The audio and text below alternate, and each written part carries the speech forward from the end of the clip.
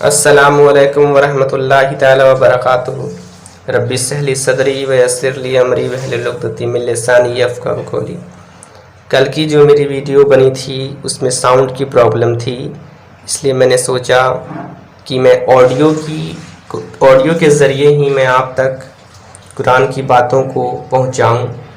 اس لیے اب جو میری ویڈیو آئے گی انشاءاللہ وہ آڈیو فارمیٹ میں آئے گی، اور کل کی جو میری وائس پرابلم تھی اس کو ٹھیک کرنے کے لیے میں اس کو پھر سے دوبارہ سے ریکال کر دیتا ہوں، اور مزید پھر آگے ہم آیتوں پر بات کریں گے۔ تو ٹھیک ہے، شروع کرتے ہیں۔ اعوذ باللہ من الشیطان الرجیم، بسم اللہ الرحمن الرحیم۔ الف لام میم۔ الف لام میم حقیقی معنی اللہ اور رسول صلی اللہ علیہ وسلم ہی بہتر جانتے ہیں۔ مختلف صورتوں کی شروع میں یہ حروف اس طرح الگ الگ نازل ہوئے تھے۔ ان کے حروف مطلب ان کو حروف مقطعات کہتے ہیں، جو میں نے آپ کو کل بھی بتایا تھا، اور صحیح بات یہ ہے کہ ان کا ٹھیک مطلب اللہ تعالیٰ کے سوا کسی کو معلوم نہیں۔ یہ اللہ تعالیٰ کی کتاب کا ایک راز ہے جس کی تحقیق میں پڑھنے کی ضرورت نہیں، اور عقیدہ یا عمل کا کوئی مسئلہ ان کے سمجھنے پر موقوف نہیں۔ تو یہ تھی کل کی بات۔ اب آگے بات کرتے ہیں۔ ذالک الکتاب لا ریب فیہ ھدی للمتقین۔ ذالک الکتاب لا ریب فیہ ھدی للمتقین، یہ وہ عظیم کتاب ہے جس میں کسی شک کی گنجائش نہیں، یہ پرہیزگاروں کے لیے ہدایت ہے۔ یعنی اس کتاب کی ہر بات کسی شک و شبہ کے بغیر درست ہے۔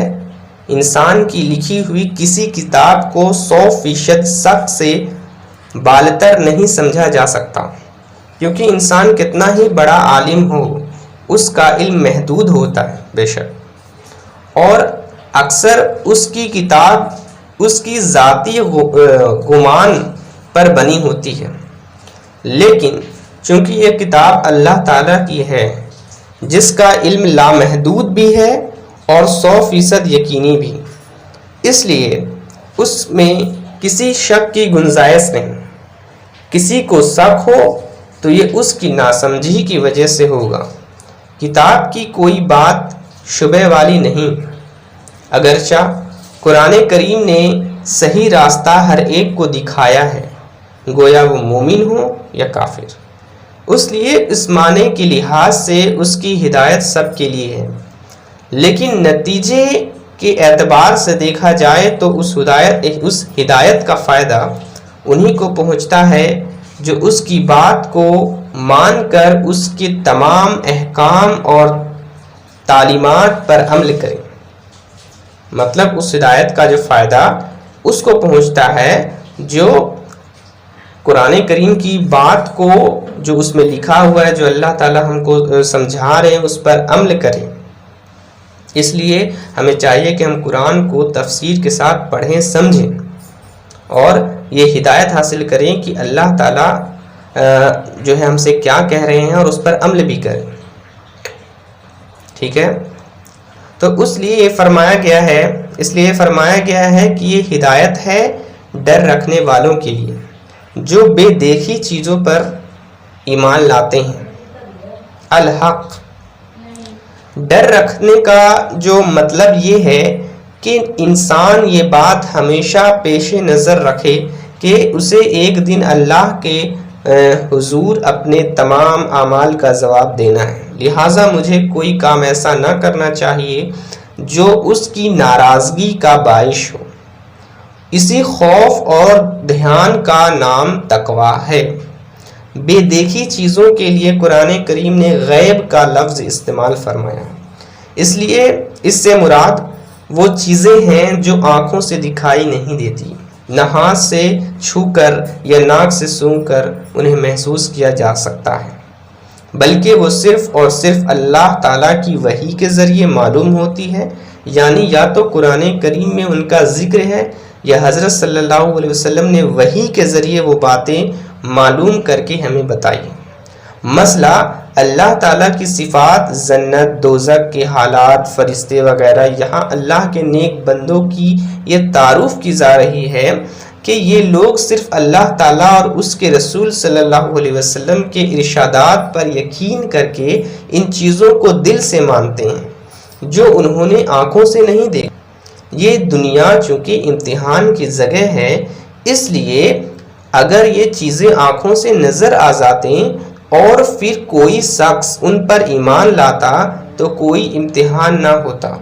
اللہ تعالیٰ نے ان چیزوں کو انسان کی نگاہ سے پوشیدہ رکھا ہے، لیکن ان کی وجود کی بے شمار دلائل مہیا فرما دیے ہیں.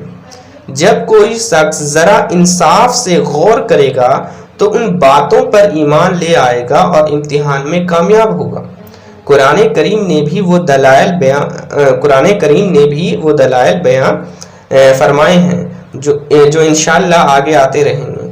ضرورت صرف اس بات کی ہے کہ قرآن کریم کو حق طلبی کے جذبے سے غیر جانبدار ہو کر پڑھا جائے اور یہ خیال دل میں رکھا جائے کہ یہ معاملہ ایسا نہیں ہے کہ اس میں لاپرواہی برتی جائے. یہ انسان کی ہمیشہ کی زندگی کی بہتری اور تباہی کا معاملہ ہے.